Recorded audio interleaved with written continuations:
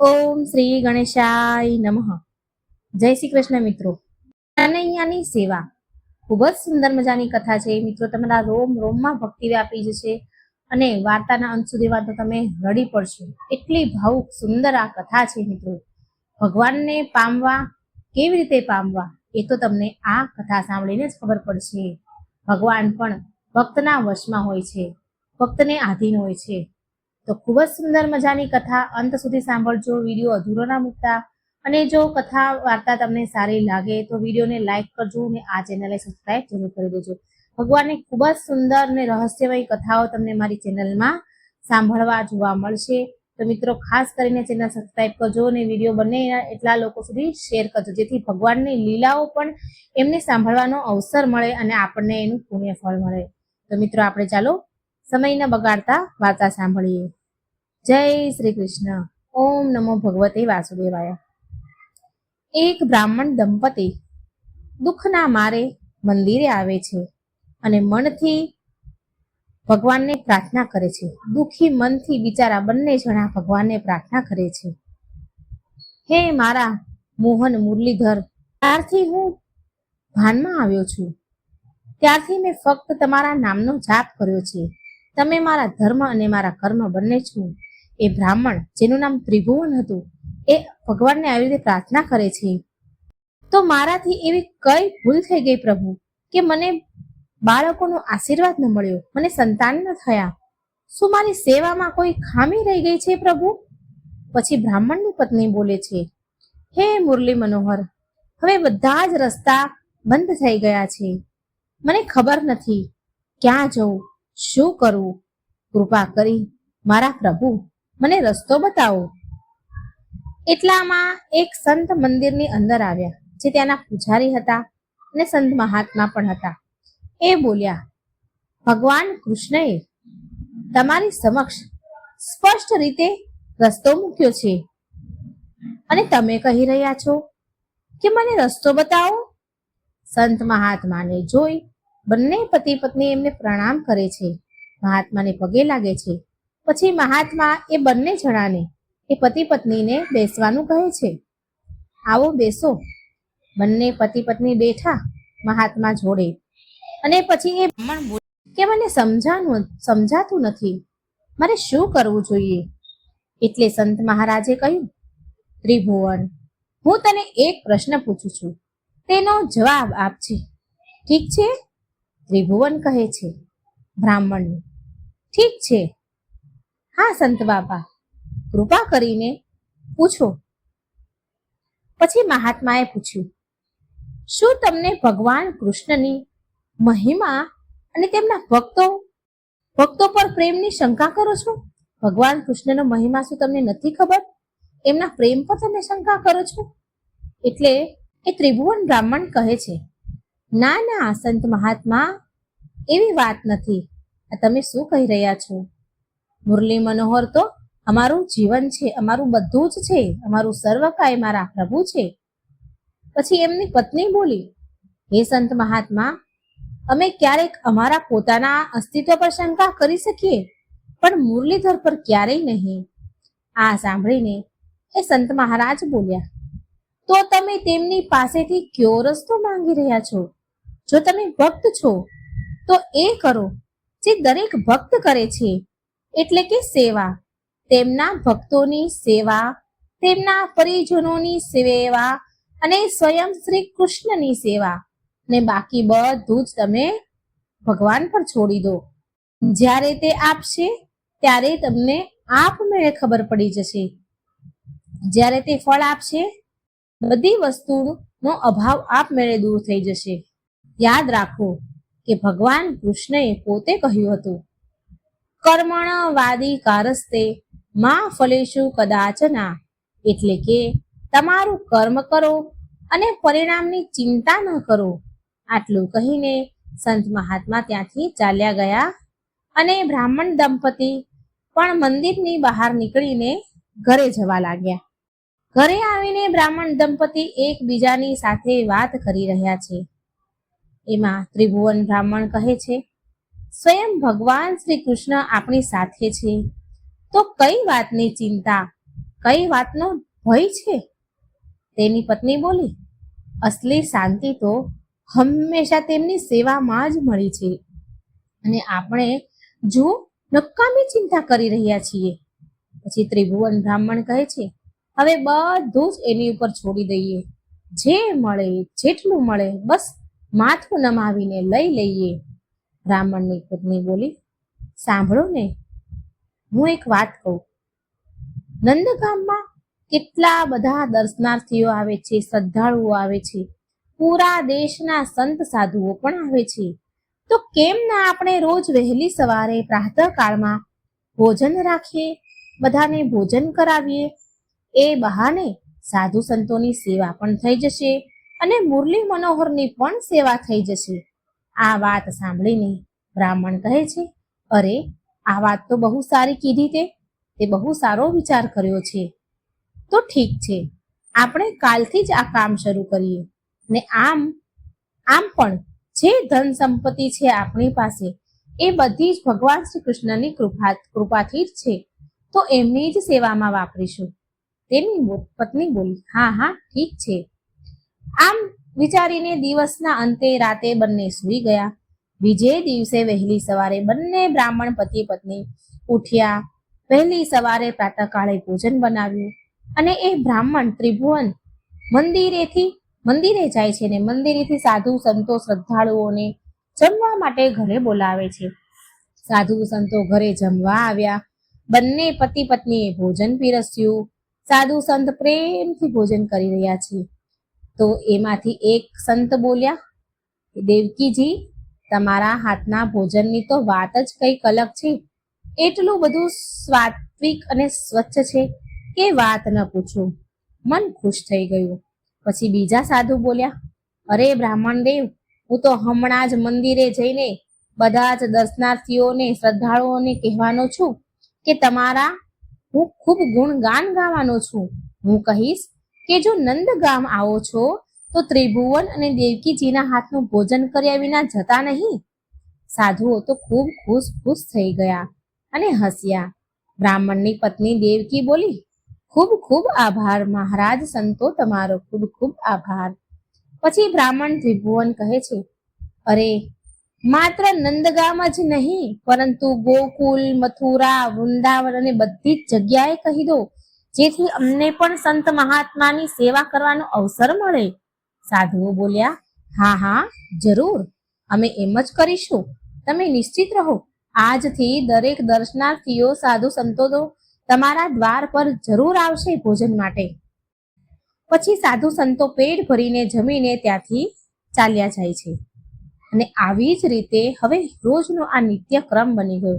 આવી જ રીતે રોજ બ્રાહ્મણ દંપતી ત્રિભુવન અને દેવકી રોજ વહેલી સવારે ઉઠે, સાધુ સંતો માટે ભોજન બનાવતા અને દર્શનાર્થીઓ શ્રદ્ધાળુઓ સંતોને રોજ તેમના આંગણે બેસીને જમાડતા. આ તેમનો નિત્યક્રમ બની ગયો. ખૂબ મનથી પતિ પત્ની સેવા કરતા હતા. હવે આમને આમ ઘણા વર્ષો વીતી ગયા. બંને દંપતી હવે વૃદ્ધ થઈ ગયા હતા. એક દિવસ દેવકી રોટલી બનાવી રહી હતી, તો રોટલી જરા દાઝી ગઈ અને પોતાને કોસવા લાગી. અરે રે, મારું ધ્યાન ક્યાં છે? ફરી પાછી એક રોટલી દાઝી ગઈ. બહુ બધા દર્શનાર્થીઓ સંતો આંગણે જમવા આવ્યા. બ્રાહ્મણ પતિ પત્નીએ ભોજન પીરસ્યા. બધા લોકો શાંતિથી જમી રહ્યા હતા, પરંતુ એક બ્રાહ્મણ બેઠા હતા અને થાળી પીરસી હતી, પણ જમતા ન હતા. થોડું જમ્યા ને થોડું મોઢું એમનું બગડ્યું. એટલે ત્રિભુવન બ્રાહ્મણ કહે છે, શું થયું પંડિતજી? જમવામાં કોઈ ખામી છે કે શું? કેમ તમે જમી નથી રહ્યા? એટલે જમવા બેઠેલા બ્રાહ્મણ કહે છે, અચકાતા, નહીં પંડિતજી, બધું ઠીક છે, ચિંતા ન કરો. પરંતુ છતાંય ત્રિભુવન અને દેવકીને શંકા ગઈ. દેવકી બોલી, નહીં બ્રાહ્મણજી, કંઈક તો વાત છે, તમે કઈ નથી રહ્યા. કહો ને, શું વાત છે? શું કઈ ભૂલ થઈ છે મારાથી? એટલે તે જમવા બેઠેલા બ્રાહ્મણ કહે છે, સાધુ કહે છે, ના એવું કઈ નથી, બસ થોડું મીઠું વધારે છે દાળમાં, બીજું કઈ નહીં, બીજું બધું બરાબર છે. આ સાંભળીને દેવકી કહે છે, અરે મેં તો બહુ જ ધ્યાન રાખ્યું હતું બનાવવામાં, રસોઈ બનાવવામાં, તો આ કેવી રીતે થઈ ગયું મારાથી? આમ કહી દેવકી પોતાને બહુ કોસવા લાગી, ચિંતા કરવા લાગી. જમવા બેઠેલા બ્રાહ્મણ બોલ્યા, અરે ચિંતા ન કરો, ચિંતા શું કામ કરો છો? થઈ જાય કોઈ વખત ભૂલ આપણાથી થઈ જાય, એમાં ચિંતાની કોઈ વાત નથી. બધા બ્રાહ્મણ શાંતિથી જમ્યા. બ્રાહ્મણ દંપતીએ હાથ ધોવડાવ્યા અને પછી ત્યાંથી ચાલ્યા ગયા. બીજા દિવસે ફરી દેવકી સવારમાં જમવાનું બનાવી રહી છે, રોટલી વણી રહી છે, પણ ઉદાસ મનથી. ઊંડા વિચારોમાં ડૂબેલી હતી દેવકી. એટલામાં ત્રિભુવન ત્યાં આવે છે. કહે છે, અરે દેવકી, કેમ ઉદાસ છે? શું થયું તને? એટલે દેવકી કહે છે, સ્વામી, હવે મારા હાથમાં એ વાત નથી, મારા હાથોમાં એ બળ નથી રહ્યું જે પહેલા હતું. શું થઈ ગયું છે મને? એટલે ત્રિભુવન કહે છે, દેવકી, વધતી ઉંમરની સાથે થોડો ફરક તો આવશે ને શરીરમાં. આમાં તારી શું ભૂલ છે? દેવકી કહે છે, ભોજનમાં ક્યારેક મીઠું વધારે પડી જાય છે, ક્યારેક રોટલી બળી જાય છે મારાથી, ક્યારેક કોઈ મસાલા નાખવાનું ભૂલી જાઉં છું, તો ક્યારેક કંઈક બીજું. ત્રિભુવન કહે છે, ચિંતા ના કર, બધું જ મુરલી મનોહર ઉપર છોડી દે. એ બધું જ જાણે છે. આપણા પ્રભુ કોઈનું કોઈ સમાધાન જરૂર કરશે. દેવકી કહે છે, ખબર નહીં શું થશે. ક્યારેક ક્યારેક વિચારું છું, જો કોઈ સંતાન હોત ને તો ચિંતાથી મુક્ત થઈ જાત, કે ઠાકોરજીની સેવા કોણ કરશે? દેવકીની વાત સાંભળીને ત્રિભુવન કહે છે, અરે તું ભૂલી ગઈ લાગે છે. ખબર છે પેલા સંત મહાત્માની વાત? યાદ છે તને તેમણે શું કહ્યું હતું? કર્મ કરો, ફળની ચિંતા ન કરો. દેવકી કહે છે, હા, એ વાત તો મને બરાબર યાદ છે, પણ તોય છતાંય ક્યારેક ક્યારેક ડર લાગે છે. જ્યારે રોટલી બળી જાય છે, જમવામાં મીઠું વધુ પડી જાય છે, ત્યારે એવો ડર લાગે છે કે ક્યાંક મુરલી મનોહર આપણાથી નારાજ ન થઈ જાય. ત્રિભુવન કહે છે, અરે દેવકી, આપણે તો સાચી શ્રદ્ધાથી સેવા કરીએ છીએ, તો ભલા કનૈયું ખોટું કેમ લગાડે? કેમ નારાજ થાય? ચિંતા ના કર, કાનાને કનૈયાને બધી જ ખબર છે. કંઈક ને કંઈક વ્યવસ્થા મુરલીધર જરૂર કરશે. આમને આમ દિવસ વીત્યો, રાત પડી, બીજો દિવસ ઉગ્યો, બીજા દિવસ થયો એટલે વહેલી સવારે સંતો શ્રદ્ધાળુઓ દર્શનાર્થીઓ ત્રિભુવનના ઘરે જમવા આવ્યા. બંને દંપતીએ જમવાનું સંતોને પીરસ્યું, બધા લોકોને પ્રેમથી જમાડ્યા, હાથ ધોવડાવ્યા. પેટ ભરીને જમીને સાધુ સંતો શ્રદ્ધાળુઓ ચાલ્યા ગયા. પરંતુ આજે બ્રાહ્મણ દંપતી થોડા ઉદાસ હતા. કેમ? ઘરમાં બેસીને બંને એકબીજા સાથે વાત કરી રહ્યા છે. એમાં દેવકી કહી રહી છે, સ્વામી, આજ તો માત્ર 5 જ લોકો જમવા આવ્યા, અને આમ ધીરે ધીરે બધા જમવા આમતા બંધ થઈ જશે આપણા આંગણે. દેવકીની વાત સાંભળીને ત્રિભુવન કહે છે, એક કામ કરીએ, આપણે જમવાનું બનાવવા માટે કોઈ માણસ રાખી લઈએ, કોઈ રસોઈયો રાખી લઈએ. અને એમ પણ તારી મારી બંનેની ઉંમર તો થઈ જ ગઈ છે. તારી ઉંમર થઈ ગઈ છે, ક્યાં સુધી તું કરતી રહીશ? એક કામ કરું છું, ઘરની બહાર એક બોર્ડ લગાવી દઉં.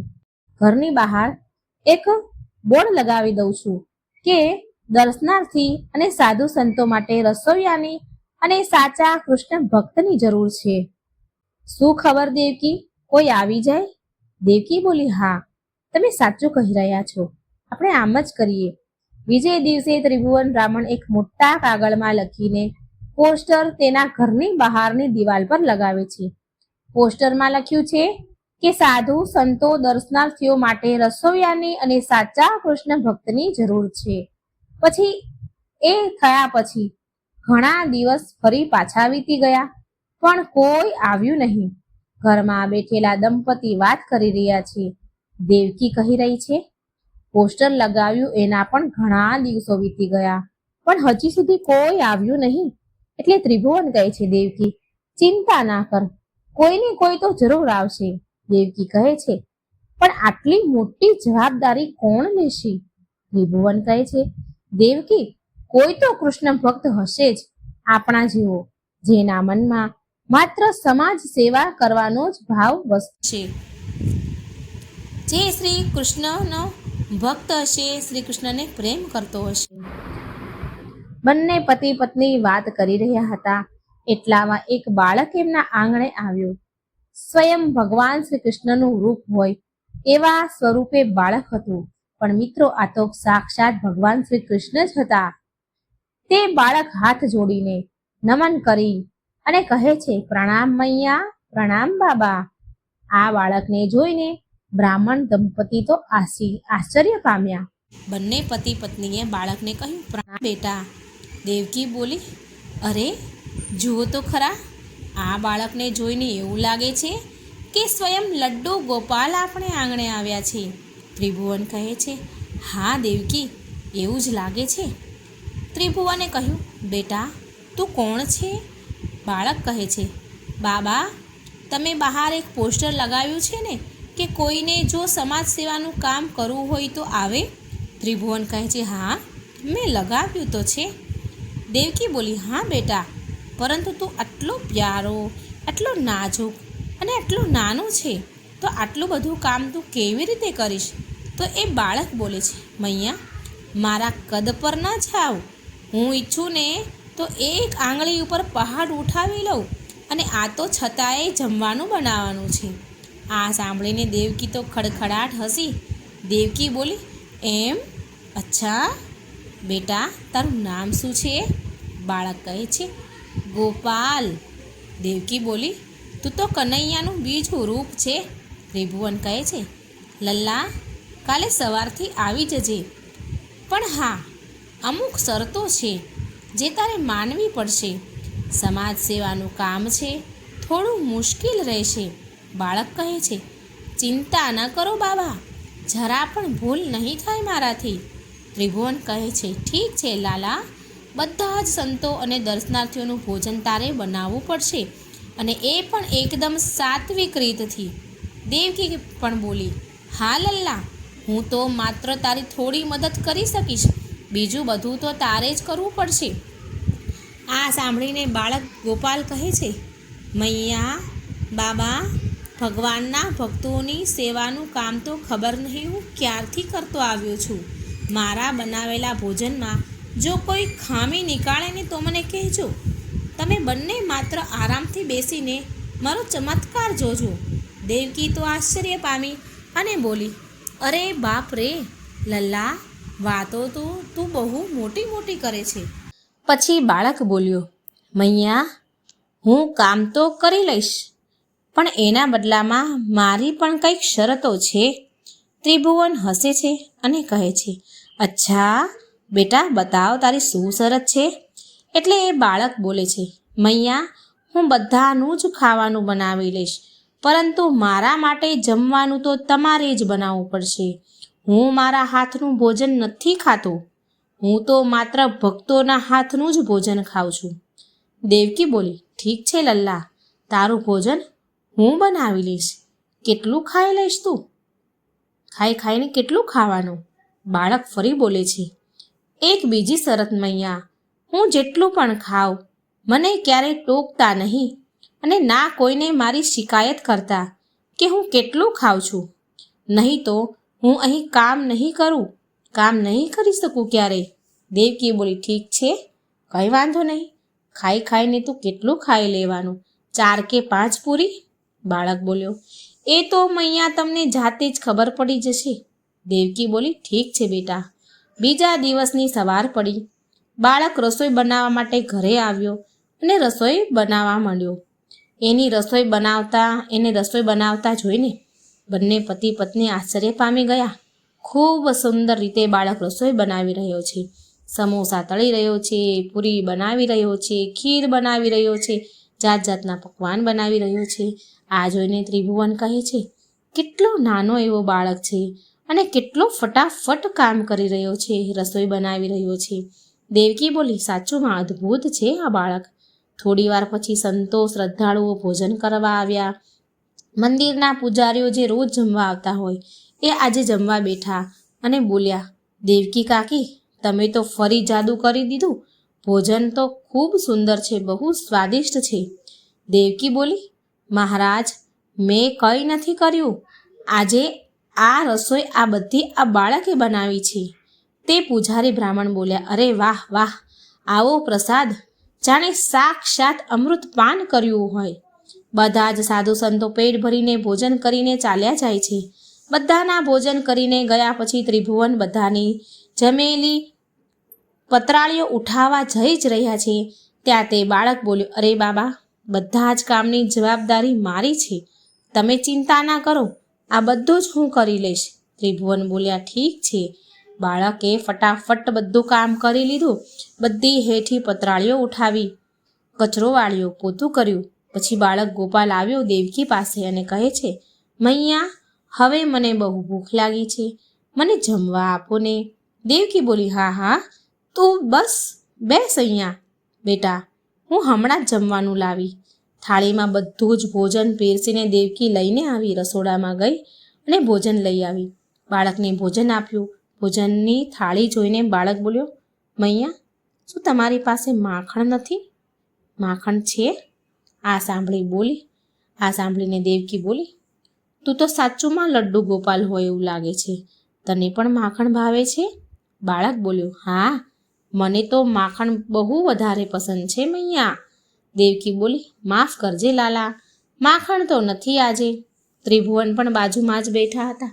દેવકી અને લલ્લાની વાત સાંભળી રહ્યા હતા, જોઈ રહ્યા હતા. ત્રિભુવન હસ્યા અને દેવકીને કહે છે, દેવકી, તે તો સંતાન માંગી હતી ને મુરલી મનોહર પાસે, તો જો આ નાના ભક્તને જરા એવું લાગે છે કે સ્વયં લડ્ડુ ગોપાલ આવ્યા છે આપણી સેવા કરવા. દેવકી કહે છે, સાચુંમાં એવું જ લાગે છે સ્વામી. બાળક ગોપાલ તો ઝટપટ થાળીમાં જેટલું પીરસ્યું હતું એ બધું જ ખાઈ ગયો અને કહે છે, મૈયા, હજી ખાવાનું આપો, મને ભૂખ લાગી છે. દેવકી બોલી, હજી? આમ કરીને ચોંકી. બાળક બોલ્યો, મૈયા, મેં કહ્યું હતું ને શિકાયત ન કરતા. દેવકી બોલી, નહીં નહીં લલ્લા, બેસ, તું હમણાં જ ભોજન લાવું છું. દેવકી પાછી ગઈ અંદર, થાળી ભરીને પાછું ભોજન લઈને આવી. પણ બાળક ગોપાલ એ પણ ઝટપટ સાફ કરી ગયો. બધું જ ભોજન ખાઈ ગયો. ત્રિભુવન પણ બેઠા બેઠા આ બધું જોવે છે. ગોપાલે ફરી ભોજન માંગ્યું. હજી પૂરી આપો ને મૈયા, બહુ ભૂખ લાગી છે. દેવકી બોલી, હજી જોઈએ છે? ઠીક છે, લાવું છું લલ્લા. દેવકી રસોડામાં ગઈ, ફરી લોટ બાંધ્યો, પૂરી બનાવી, ભોજન બનાવ્યું અને ફરી આપ્યું. અને બધું ફરી કાનાએ લલ્લાએ સમાપ્ત કરી દીધું. દેવકીએ થાળી પીરસી, બહુ બધી પૂરીઓ મૂકી, પણ લાલો બધું જ ઝટપટ ખાઈ ગયું. દેવકી તો જોતી જ રહી ગઈ. પછી બાળક પેટે હાથ ફેરવીને ઊભો થઈને પેટે હાથ ફેરવે છે અને કહે છે, હવે પેટ ભરાણું મારું. અને કહે છે, બાબા, હું કાલ સવારે આવીશ. હવે તમે કોઈ કામ ન કરતા, બધું જ હું કામ કરી દઈશ અને તમારા બંનેના માથામાં માલિશ પણ હું કરી દઈશ. ઠીક છે ને? ત્રિભુવન કહે છે, ઠીક છે બેટા. આમ કહીને બાળક ચાલ્યો.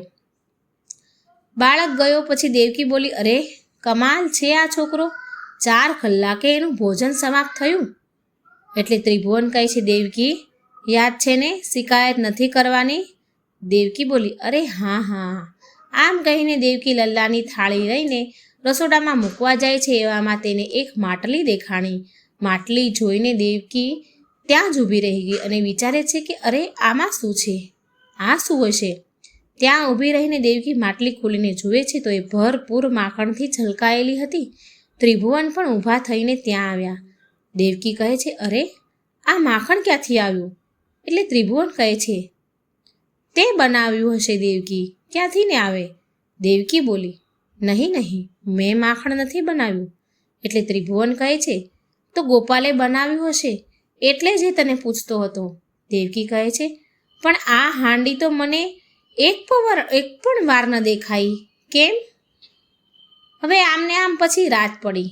વાતો કરતા બંને સૂઈ ગયા. બીજા દિવસની સવાર પડી.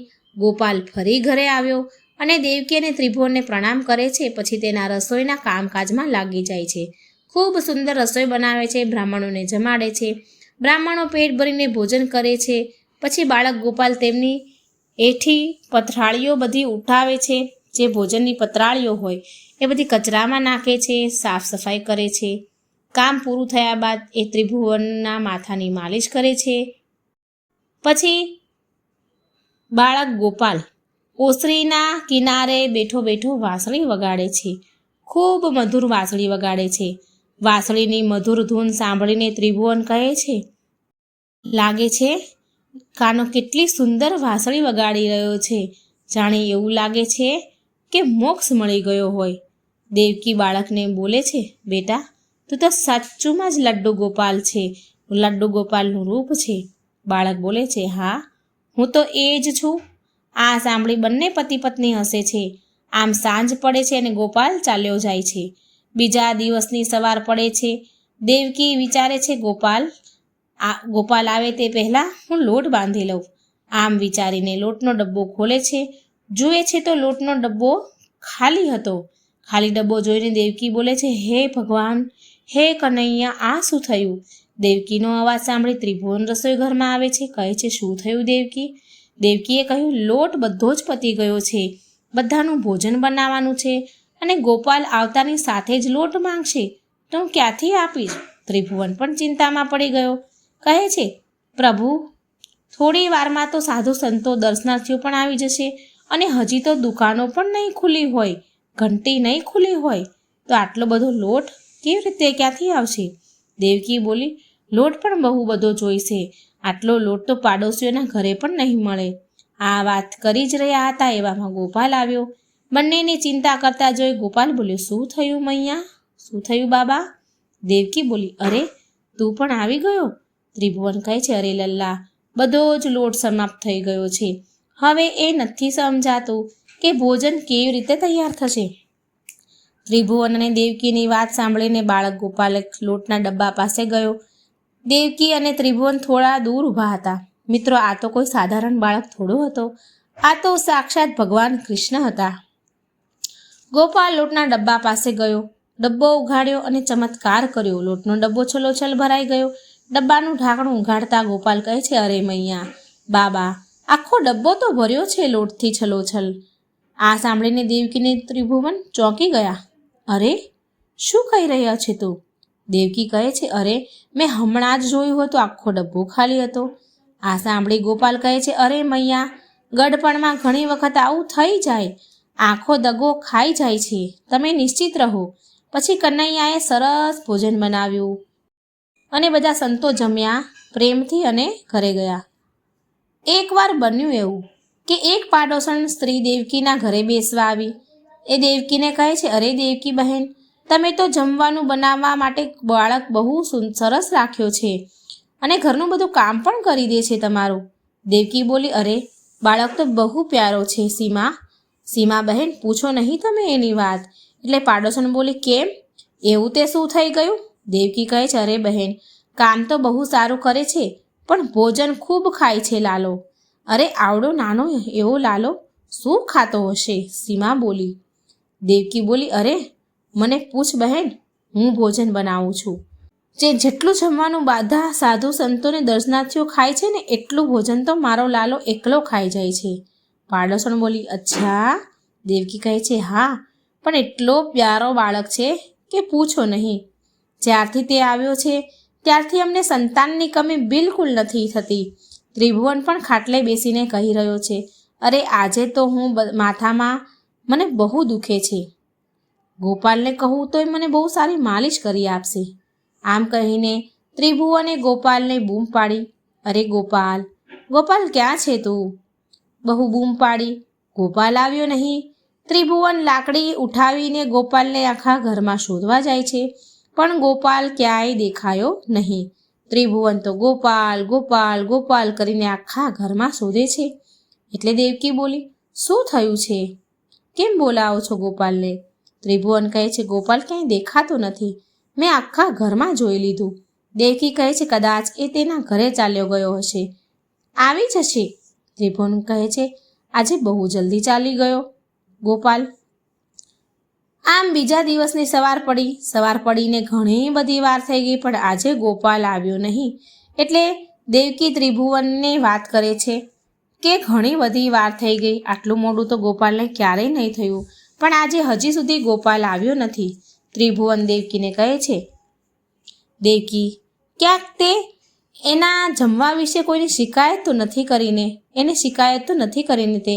દેવકી બોલી, ના રે ના, હું શું કામ કરીશ?